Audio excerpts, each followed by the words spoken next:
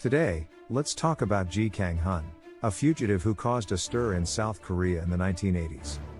Ji was born in Gwangju City in Jeollanam-do in 1954. Ji Kang-hun grew up as the youngest of 5 siblings in an unfortunate family. He was a delicate person with a dream of becoming a poet from a young age, but he only graduated from elementary school due to his father and mother's indifference. He had no opportunity to study and learned nothing but how to fight and steal. Eventually, he was arrested for habitual theft and sentenced to 17 years in prison. At the time, he had already been convicted 11 times before. On October 8, 1988, 12 out of 25 inmates who were being transferred from Yeongdeungpo Prison to Daejeon, Gongju Prison, and Gongju Medical Treatment Center stabbed the guards, and escaped, infiltrating into the city of Seoul.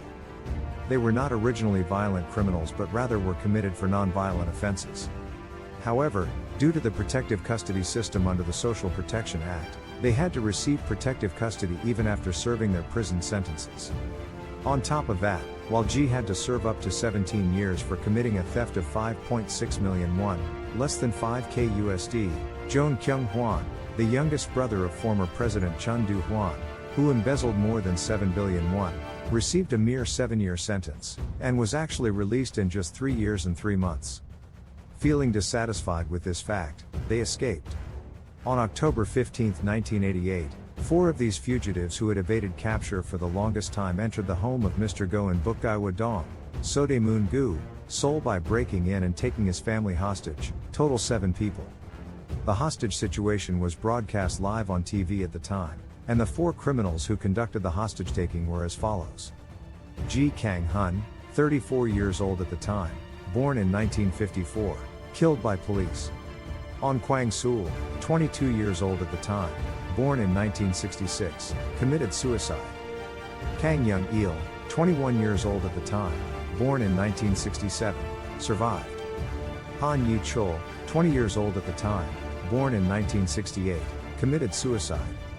In the early hours of the morning around 4 a.m., the hostage Go escaped and reported to a nearby police station.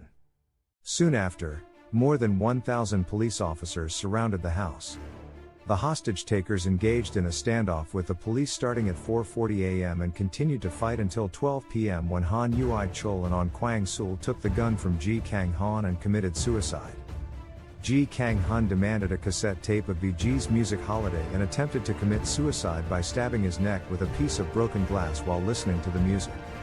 After the attempted suicides, police special forces stormed into the house and rescued the family members who had been held hostage. During the police raid, Ji Kang-hun was shot twice and died the same day at Severance Hospital due to excessive bleeding. As testified by both the hostages and the police, they were unexpectedly gentlemanly and their demands were for broadcasting, not for escape. In fact, Ji Kang-hun and his accomplices had planned to hide out but were forced to take hostages after the homeowner Go fled secretly, and as a result, they demanded broadcasting. Ji repeatedly reassured the frightened hostages, saying, "We're sorry, please bear with us a little longer, and it will be over soon, please understand." Even when they held a knife to the hostages' throat and shouted at the police, they whispered to the hostages, "Don't worry, we won't hurt you." They did their best to consider the hostages' safety. Interestingly, one noteworthy point is that Ji Kang-hun forced Kang Young-il to surrender. Kang Young-il came out of the house with the third daughter of Go, Dae-kyung, demanding a van to escape, but the attempt failed.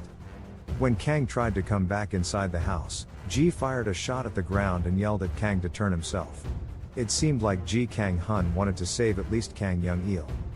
The composure of the family of Mr. Go, who was held hostage in this incident, is also remarkable.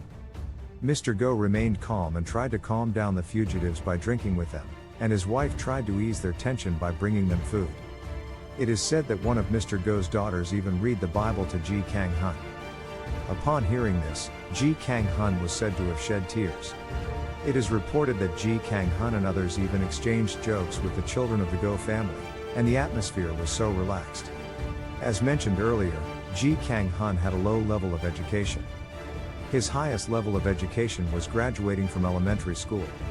Although his crime should not be justified, one phrase he uttered during the hostage situation, "Guilty if you broke, innocent if you rich," caused a significant impact on Korean society at the time. As the case created a huge social impact at the time, it has been featured in many TV series and even in the movie Holiday, which was released in 2006, based on this incident.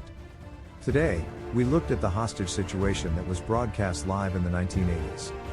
Thank you very much for watching. Please subscribe and like.